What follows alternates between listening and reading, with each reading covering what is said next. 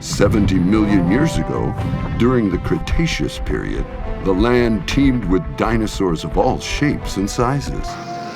Generation after generation swept the land, some reaching the far-flung North and South poles.